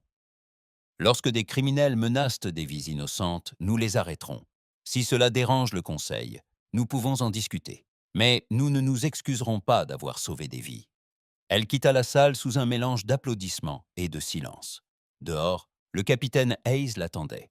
Il était revenu de la cérémonie Atari et avait suivi le procès sur des écrans. « Comment te sens-tu » demanda-t-il. « Fatigué » admit Cross. En colère, soulagé, inquiet. « À propos de quoi ?»« À propos de la suite. Nous avons prouvé que nous pouvions nous battre. Nous avons prouvé que nous pouvions gagner. Mais nous avons aussi effrayé le Conseil. Ils nous voient comme utiles, mais dangereux, comme une arme qu'ils ne sont pas sûrs de pouvoir vaincre. Comme une arme qu'ils ne sont pas sûrs de pouvoir contrôler. Hayes marchait à ses côtés, tandis qu'elle se dirigeait vers le quai d'amarrage. Ont-ils tort? Je ne sais pas. Cross contemplait les étoiles à travers les hublots de la station. Nous avons fait ce que nous pensions être juste. Nous avons sauvé des vies, mais nous en avons aussi tué des milliers. Nous avons anéanti une organisation entière. Nous avons bouleversé l'équilibre des forces dans la galaxie. Peut-être que ça devrait les effrayer. Ça m'effraie aussi, parfois, admit Hayes. C'était si facile, c'était si naturel de se battre comme ça. C'est bien. La peur nous oblige à rester intègres, à nous remettre en question. Le jour où nous cesserons d'avoir peur de ce dont nous sommes capables, nous deviendrons les ravageurs. Une alarme retentit. Pas une urgence, mais une alerte. Un nouveau message arrivait. Cross l'afficha sur sa tablette. Son expression changea. « Qu'est-ce que c'est » demanda Hayes. Un autre appel de détresse. Une guilde d'esclavagistes attaque une colonie minière dans la bordure extérieure. 3000 personnes. La colonie est sans défense. Hayes la regarda. Que faire? La Cross resta silencieuse un instant. Puis elle sourit, fatiguée mais déterminée. Répondre à l'appel, préparer la flotte. Dans la salle du conseil, Thorin observait les vaisseaux humains se préparer au départ. Ses écailles trahissaient non sa résignation. Ils vont recommencer, n'est-ce pas? Kelda se tenait à ses côtés. Oui, c'est bien eux. Ils constatent un problème, ils le règlent. Ils perçoivent une menace, ils l'éliminent. Sans politique, sans débat, juste de l'action. Le Conseil devra l'accepter. Le Conseil devra s'adapter. La galaxie est en pleine mutation. Des super-prédateurs vivent désormais parmi nous. Nous pouvons les craindre ou nous réjouir de leur présence à nos côtés. Thorin observa la flotte humaine passer en hyperespace. Je ne suis pas sûr que ce soient nos seules options, peut-être pas, mais ce sont les seules viables. De retour à bord du Défiant, Hayes parcourut son vaisseau. Son équipage se préparait à un nouveau combat. Il se déplaçait avec détermination, vérifiant les armes, effectuant des diagnostics, accomplissant toutes les tâches habituelles des soldats avant la bataille. Il s'arrêta devant le mur commémoratif où étaient inscrits les noms des 53 disparus. 53 vies, 53 raisons de s'interroger sur leurs actes, mais aussi 3 millions d'Ataris vivants, des milliers d'esclaves libérés, une menace éliminée. Le calcul était brutal mais sans appel. « Monsieur » Berg s'approcha. « Nous sommes prêts à partir. »« Bien. » Hayes effleura le mur du mémorial. « Allons sauver des vies. » Les moteurs du Défiance vrombirent. Le vaisseau mit le cap sur les étoiles. Derrière lui, le reste de la flotte suivit. 17 vaisseaux transportant des équipages qui avaient appris que parfois, le prix de la paix était la guerre. Et que protéger les innocents signifiait anéantir les coupables. La galaxie apprenait elle aussi cette leçon, lentement, à contre-cœur. Mais elle apprenait. Et quelque part dans l'immensité obscure des étoiles, pirates, esclavagistes et criminels de toutes espèces apprirent tout la nouvelle et ressentirent une émotion inédite, la peur. Car l'humanité observait, et les humains n'ont ni pardonné, ni oublié. Ils n'ont pas renoncé. Ils ont simplement mené à bien ce qu'ils avaient entrepris. 6 mois avaient tout changé. L'amiral Patricia Cross arpentait les couloirs de la station Unity, l'immense plateforme orbitale qui servait de quartier général militaire au Conseil. Il y a 6 mois, cet endroit n'existait pas. 6 mois auparavant. Le Conseil disposait à peine d'une armée coordonnée. Désormais, il possédait une structure de commandement, des centres d'entraînement et des équipes d'intervention rapide. Tout cela reposait sur les acquis de l'humanité. Les statistiques défilaient sur sa tablette. Les attaques de pirates ont diminué de 73%. Le trafic d'esclaves a été démantelé dans 12 systèmes. 4 grandes organisations criminelles ont été démantelées. La Terre n'était pas la seule responsable. D'autres espèces avaient trouvé le courage de se battre, mais c'est l'humanité qui avait allumé la mèche. Cross s'arrêta devant un hublot. En contrebas, dans le hangar, elle pouvait apercevoir des vaisseaux d'une douzaine d'espèces. Des croiseurs du Conseil effectuaient des exercices de formation aérienne avec des destroyers humains, des manœuvres d'entraînement conjointes, impensables 6 mois auparavant. La galaxie apprenait à coopérer, mais cela ne faisait pas l'unanimité. Amiral Cross, la voix derrière elle était froide et formelle. Cross se tourna vers l'ambassadeur Vrel de la souveraineté Torvan. Les Torvans étaient un peuple fier, militariste et agressif. Ils avaient constitué l'épine dorsale militaire du Conseil pendant des siècles avant l'arrivée de l'humanité. À présent, ils voyaient les humains prendre ce rôle, et cela leur déplaisait fortement. Ambassadeur Vrel, que puis-je faire pour vous? Vous pouvez cesser de vous mêler des affaires Torvan. Le traducteur de Vrel rendait sa voix mécanique, mais sa colère était palpable. Vos vaisseaux patrouillent dans la zone neutre, c'est-à-dire l'espace Torvon. La zone neutre, c'est pourquoi elle porte ce nom. Elle borde notre territoire. Nous avons des revendications historiques, tout comme 3 autres espèces. C'est pourquoi elle est neutre. Cross a affiché une carte stellaire. Ambassadrice, si vous avez des inquiétudes concernant nos itinéraires de patrouille, veuillez les transmettre par les voies officielles. Mais nous n'interrompons pas nos patrouilles simplement parce que vous êtes mal à l'aise. Le visage de Frel laissa entrevoir ce qui aurait pu être un sourire. Son espèce avait bien trop de dents pour que ce soit amical. Vous vous prenez pour la nouvelle puissance de la galaxie. Vous croyez que parce que vous avez éliminé quelques pirates, vous pouvez dicter votre loi à des espèces qui exploraient les étoiles quand vos ancêtres vivaient dans des cavernes. Nous ne nous prenons pas pour la nouvelle puissance. On ne fait que notre travail. Si ça vous dérange, ce n'est pas notre problème. Bientôt, tout le sera pour vous. Vrel se retourna et s'éloigna, ses pas lourds, résonnant dans le couloir. Cross le regarda partir, puis tapota son communicateur. « Capitaine Hayes, il faut qu'on parle. » Hayes dirigeait des exercices d'entraînement avec une unité mixte de marines humains et du Conseil lorsque l'appel arriva.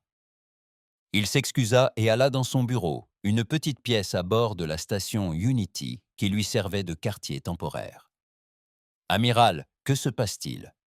Les Torvans sont en mouvement. Les renseignements indiquent qu'ils massent des vaisseaux le long de la frontière de la zone neutre. 3 groupes de combat, une 50aine de vaisseaux au total. » Hayes afficha l'écran tactique. La zone neutre servait de tampon entre l'espace Torvin et les territoires de plusieurs espèces plus petites. Elle avait été établie il y a des décennies pour prévenir les conflits. Si les Torvins y massaient des forces, c'est qu'ils préparaient quelque chose. Connaissons-nous leur cible? Connaît-on leur cible? On suppose qu'il s'agit du système Praxis, une petite colonie, principalement active dans l'exploitation minière. Officiellement neutre, le système fait l'objet de revendications territoriales de la part des Torvans depuis des années. Qu'en dit le Conseil? Ils débattent, comme d'habitude. La frustration transparaissait dans la voix de Cross. Les Torvans sont un membre important du Conseil. Personne ne veut les affronter directement. Ils espèrent que la diplomatie résoudra le problème. Y parviendra-t-elle? Non. Les Torvins pensent que le Conseil est faible. Ils pensent que nous sommes trop dispersés à protéger les autres pour les arrêter. Ils nous testent. Hayes l'a immédiatement compris. Vous voulez leur prouver qu'ils ont tort. Je veux montrer à la galaxie que les lois du Conseil ont un sens. On ne peut pas s'emparer de tout ce qu'on veut simplement, parce qu'on possède la plus grande flotte. Les ravageurs l'ont appris à leurs dépens. Les Torvins devraient peut-être en faire autant. Amiral, les Torvins ne sont pas des pirates. C'est une espèce légitime, dotée d'un conseil et d'une armée puissante. Si nous les affrontons, cela pourrait diviser le Conseil. Je sais. C'est pourquoi je ne vous ordonne pas de partir. Je vous le demande. Cross marqua une pause. Reed, nous avons passé 6 mois à construire quelque chose.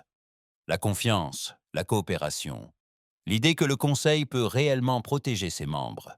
Si nous laissons les Torvans piétiner Praxis, tout s'écroulera.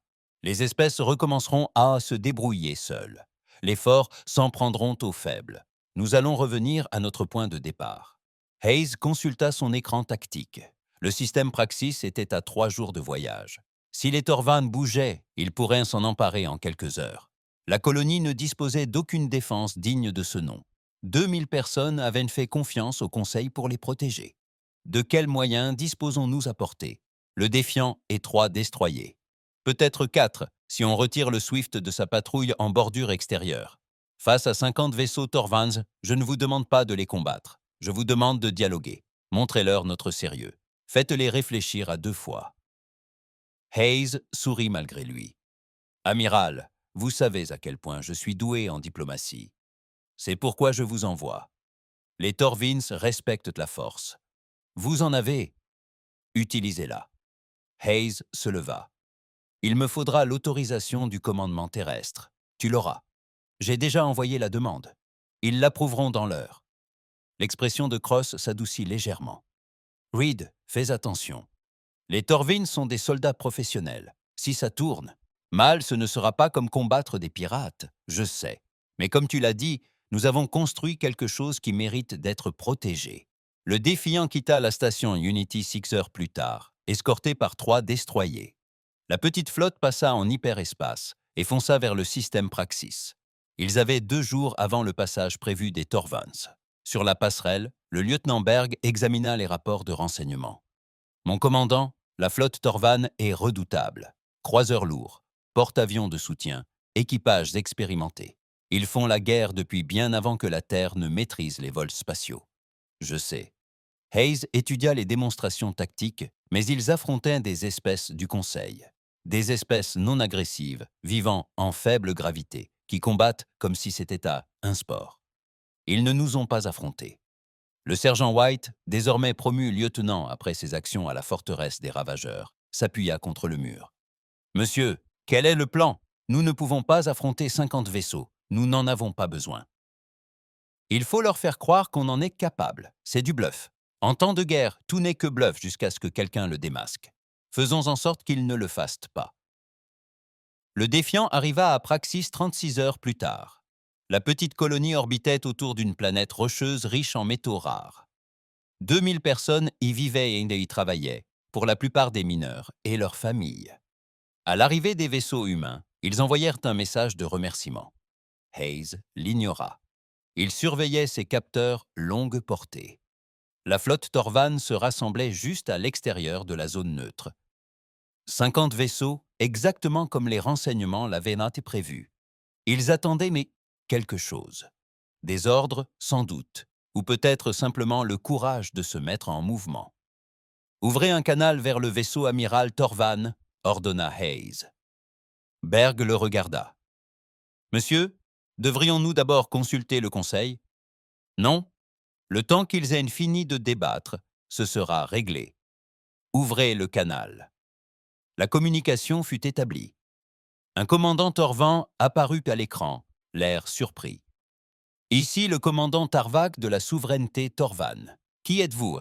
Qui êtes-vous » Capitaine Reed Hayes du vaisseau terrestre Défiant. Je suis ici pour discuter des mouvements de votre flotte près de Praxis.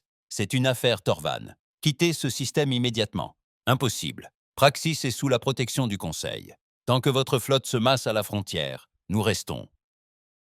Le visage de Tarvak se durcit. Capitaine, vous avez 4 vaisseaux. Praxis est sous la protection du Conseil. Tant que votre flotte se masse à la frontière, nous restons. L'expression de Tarvak se durcit. Capitaine, vous avez 4 vaisseaux. J'en ai 50. Ce combat est perdu d'avance. Peut-être, on verra bien. Hayes se pencha en avant. Commandant, je vais être très clair. Praxis est un territoire neutre. Si votre flotte pénètre dans ce système avec des intentions hostiles, nous le défendrons. Vous êtes fou. 4 vaisseaux ne peuvent pas arrêter ma flotte. Vous avez probablement raison. Mais nous endommagerons beaucoup de vos vaisseaux en essayant. Combien de vos équipages êtes-vous prêts à sacrifier pour une colonie minière? Combien de familles sur votre planète natale êtes-vous prêts à décevoir? Tarvak resta silencieux un instant. Vous bluffez. Prouvez-le par vous-même. Hayes fit signe à son officier tactique. Suzanne, montrez au commandant nos solutions de tir. Wright afficha un écran présentant les données de ciblage. Chaque vaisseau Torvan avait été cartographié. Les solutions de tir optimales avaient été calculées. Les points faibles avaient été identifiés. Tout cela reposait sur le renseignement humain et l'analyse informatique. C'est peut-être exact, peut-être pas, mais ça avait l'air professionnel. Votre navire amiral est le porte-avions au centre de votre formation, poursuivit Hayes. Une cible de choix, beaucoup d'équipements précieux. On va le frapper en premier. Ensuite, on s'occupera de vos croiseurs lourds. On ne les aura probablement pas tous. Vous allez probablement nous détruire. Mais combien de vaisseaux êtes-vous prêts à perdre? Tarvak examina l'écran. Son expression demeura impassible. Mais Hayes le vit jeter un coup d'œil à quelqu'un hors champ. Les Torvans discutaient entre eux. « C'est absurde !» finit par dire Tarvak. « Vous menacez de guerre pour une colonie qui ne représente rien. Elle représente quelque chose pour les gens qui y vivent. Cela a une importance pour le Conseil. Et cela a une importance pour nous. » Hayes se leva. « Commandant, voici ce qui va se passer. Vous allez tenir votre position pendant 24 heures. Le temps que l'information remonte la hiérarchie. Vos supérieurs comprendront que la prise de Praxis ne vaut pas la peine de combattre des humains. Ils vous ordonneront de vous retirer. Vous vous plaindrez, mais vous obéirez aux ordres. Et Praxis restera neutre. Et si nous ne le sommes pas, alors, dans 24 heures, ma flotte attaquera. Non pas pour gagner, mais pour vous faire payer chaque année-lumière parcourue. Nous rendrons cela si coûteux que votre peuple vous demandera pourquoi vous avez commencé. » Hayes sourit, mais ce sourire n'avait rien d'amical. « À vous de choisir, commandant. » Il coupa la transmission. Le silence régna sur la passerelle. Finalement, Berg prit la parole à voix basse. « Monsieur, avons-nous menacé de guerre un membre du Conseil? » « Non, nous avons simplement expliqué les conséquences. » Hayes se rassit. « Tous les vaisseaux, en position de combat, mais que personne n'ouvre le feu sans mon ordre. Nous allons attendre de voir leur réaction. » L'attente était pire que le combat. Pendant 24 heures, les 2 flottes restèrent immobiles. Les Torvins n'avancèrent pas. Les humains ne reculèrent pas. De part et d'autre de la zone neutre, les 2 forces se faisaient face en silence. Au sein du haut commandement Torvan, les débats étaient en vif. Certains voulaient écraser les humains pour leur montrer que les Torvins ne se laisseraient pas intimider. D'autres préconisaient la prudence. Les humains avaient anéanti les ravageurs. Ils avaient éprouvé leur capacité à vaincre des adversaires bien plus nombreux. Vaut-il la peine de tenter une nouvelle fois l'expérience Praxis? Finalement, après 18 heures, le haut commandement Torvan prit sa décision. Le commandant Tarvak apparut sur l'écran de Hayes. Son expression trahissait une colère soigneusement contenue. « Capitaine Hayes, la souveraineté Torvan a décidé de respecter la neutralité du système Praxis. Notre flotte se retirera. » Hayes acquiesça. « Merci, commandant. C'était la bonne décision. Ne prenez pas cela pour de la faiblesse. La souveraineté Torvan n'a pas oublié cet affront. Ce n'était pas un affront, c'était un rappel à l'ordre. Le Conseil a des lois. Tous les obéir, même les plus forts. » Tarva coupa la transmission. Au cours des 6 heures suivantes, la flotte Torvan se dispersa. Les vaisseaux rompirent les rangs et regagnèrent leurs ports d'attache. La crise était terminée. Sur Praxis, les colons ne comprenaient pas pleinement ce qui s'était passé. Ils savaient seulement que des vaisseaux humains étaient arrivés et que la flotte Torvan était repartie. Ils envoyèrent des canons des messages de remerciement auxquels Hayes ne répondit pas. Il était trop occupé à rédiger son rapport. L'amiral Cross le lut 12 heures plus tard. Puis elle l'appela. « Reed, votre comportement était insensé. »« Oui, madame, vous avez menacé de faire la guerre sans autorisation. »« Oui, madame, vous avez bluffé avec 4 navires contre 50. »« Oui, madame. » Cross sourit. « Du bon travail. Le Conseil est furieux, mais il ne peut rien contester face aux résultats. » Les Torvins ont reculé sans qu'un seul coup de feu ne soit tiré. Vous venez de prouver que les règlements municipaux ont un sens. Que se passe-t-il maintenant? Le plus dur reste à faire. Le Conseil veut faire de vous un exemple. Il craignent un nouveau poste, agent de la flotte. Quelqu'un qui pourra répondre aux menaces sans attendre l'approbation du Conseil. Quelqu'un qui pourra prendre des décisions sur le terrain et en assumer les conséquences ensuite. Ça a l'air d'un poste pour vous, amiral. On me l'a proposé. J'ai dit que j'étais trop vieux et trop fatigué. Je vous ai recommandé à la place. Hayes se redressa. Madame, je suis capitaine de navire. Je ne connais rien à la politique. C'est justement pour ça que vous êtes la personne idéale. Le Conseil regorge de politiciens. Il leur faut quelqu'un qui agisse. Cross se laissa aller en arrière. Réfléchissez-y. Ce poste s'accompagne d'une promotion au grade de commodore et du commandement d'une force opérationnelle. 10 vaisseaux sous votre autorité directe auront pour mission de répondre aux menaces dans l'espace du Conseil. Et le défiant? Il est à vous. Votre vaisseau amiral. Berg est promu commandant et devient votre second. White est promu capitaine et prend le commandement d'un de vos destroyers.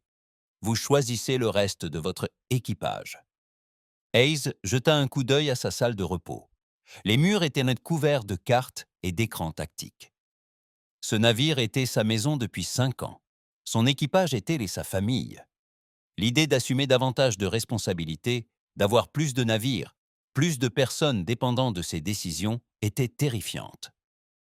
Mais il réfléchit à l'autorité, à la praxis, à tous ces endroits où les gens avaient seul besoin de quelqu'un pour les protéger des ténèbres. « Je le ferai », dit-il. 6 mois plus tard, tout avait de nouveau changé. La salle du Conseil galactique était pleine à craquer. Les représentants des 40 espèces membres étaient réunis pour le discours annuel. Ils avaient beaucoup à discuter, le commerce, les accords commerciaux, coopération scientifique, échanges culturels. Mais chacun savait de quoi il s'agissait réellement, l'humanité. Le représentant taurin se leva pour présenter son rapport. Son attitude, empreinte d'une neutralité calculée, était empreinte de prudence. D'un an après que l'humanité a répondu à l'appel de détresse des Atari, la galaxie a changé. L'activité pirate a diminué de 73%.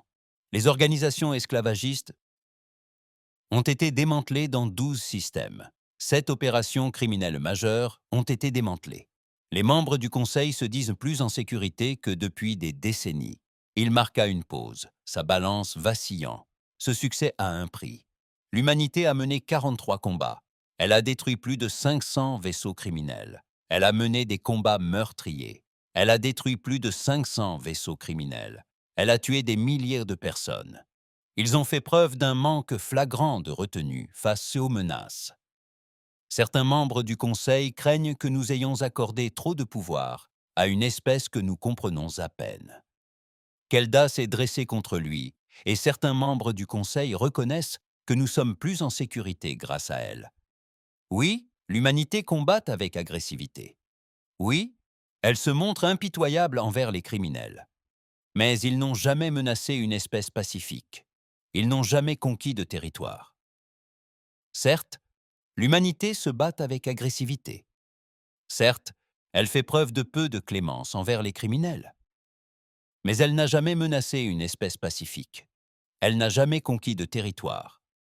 Elle n'a jamais exigé de rançon. Elle protège simplement ceux qui ne peuvent se protéger eux-mêmes. Car telle est leur nature, constata Thor. Ils ont évolué en prédateurs. Ils ont passé des millénaires à s'entre-déchirer. Ils ont conquis les étoiles, porteurs d'armes conçues pour détruire leur propre cité. Que se passera-t-il lorsqu'ils nous considéreront comme une menace? Alors nous nous en occuperons, déclara Voron, la porte-parole du Conseil. Sa voix était empreinte d'autorité. La galaxie est en train de changer. Nous pouvons résister à ce changement ou le façonner. L'humanité a prouvé sa valeur. Faisons d'elle un véritable partenaire et non une simple force de défense à gage.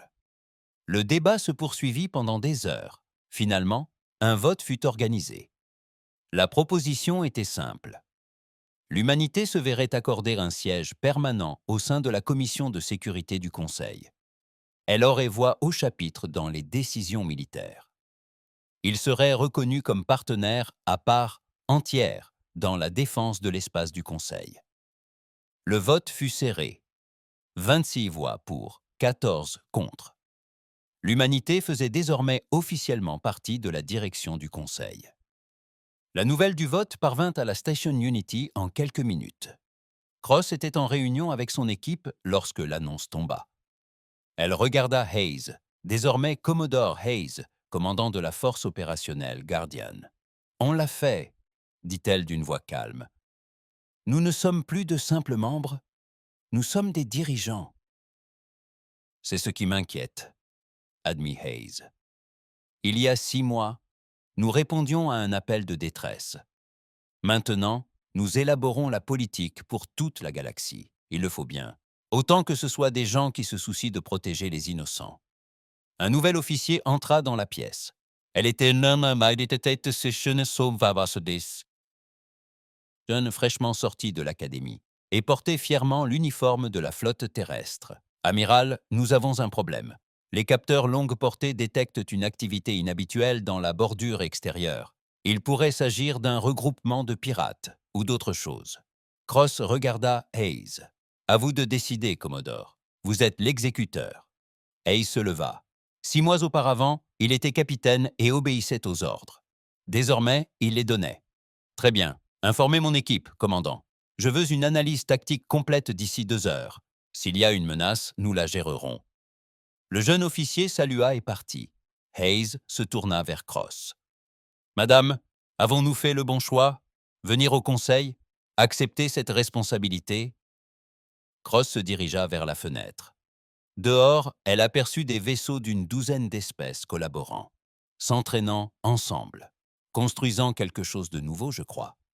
La galaxie avait besoin de quelqu'un prêt à se battre pour la justice, quelqu'un prêt à payer le prix fort pour protéger les innocents. C'est là la force de l'humanité depuis toujours. Nous endurons, nous persévérons.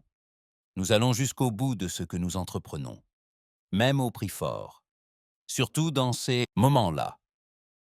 Cross se tourna vers lui. « Reed, les ravageurs n'étaient que le début. D'autres menaces nous attendent. D'autres espèces s'attaquent aux plus faibles. D'autres ténèbres parsèment l'espace. Il faut que quelqu'un s'y oppose. Et ce quelqu'un, c'est nous. Ce quelqu'un, c'est nous. » Dans une petite salle de classe sur Terre, une enseignante expliquait l'histoire galactique à ses élèves.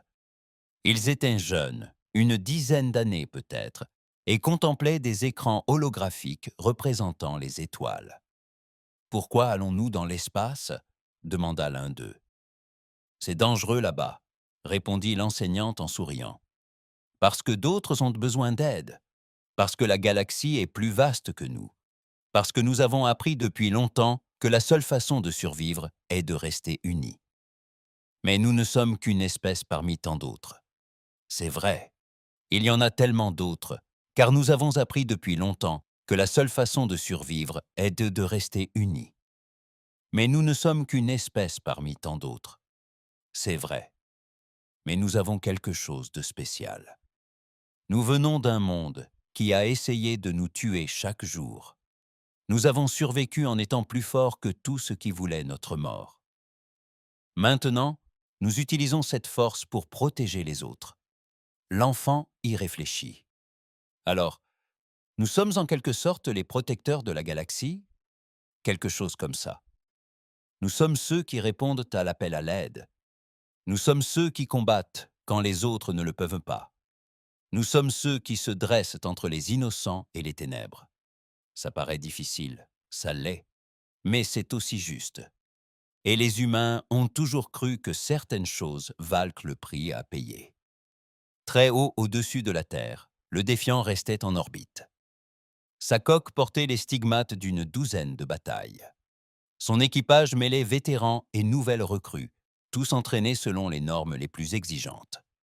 Son capitaine se préparait pour une nouvelle mission, une nouvelle menace, une nouvelle occasion de prouver que l'humanité était fidèle à ses principes. Quand quelqu'un avait besoin d'aide, les humains répondaient présents. Quand les criminels menaçaient les innocents, les humains réagissaient. Quand les ténèbres s'abattaient entre les étoiles, les humains veillaient. La galaxie apprenait à dormir plus sereinement la nuit, non pas parce qu'il n'y avait pas de monstres dans l'obscurité, mais parce qu'il existait désormais des monstres plus redoutables, qui avaient net choisi de protéger la lumière. Et quelque part dans l'immensité vide de l'espace, sur des mondes colonisés, des stations spatiales et des vaisseaux loin de chez eux, des êtres appartenant à une centaine d'espèces levèrent ponto les yeux vers les étoiles et ressentirent peut-être quelque chose d'inédit, l'espoir. Car l'humanité les observait et les humains ne renoncèrent pas. Ils poursuivirent char leur œuvre, une menace après l'autre, une vie sauvée après l'autre, un monde protégé après l'autre, jusqu'à ce que la galaxie comprenne ce que la Terre avait toujours su. Le seul moyen de vaincre les monstres était de devenir ce qu'ils craignaient encore plus, non pas un monstre, mais un gardien, féroce, implacable et prêt à tout. Prêts à tout pour protéger ceux qui ne pouvaient se protéger eux-mêmes. La flotte humaine a fait un saut en hyperespace, fonçant vers la prochaine crise, la prochaine bataille, la prochaine occasion de prouver leur sincérité. L'autorité les avait traités de créatures de la mort, les ravageurs de démons, le conseil de personnes inestimables. L'humanité, elle, appelait cela simplement faire ce qui était juste, et cela a tout changé.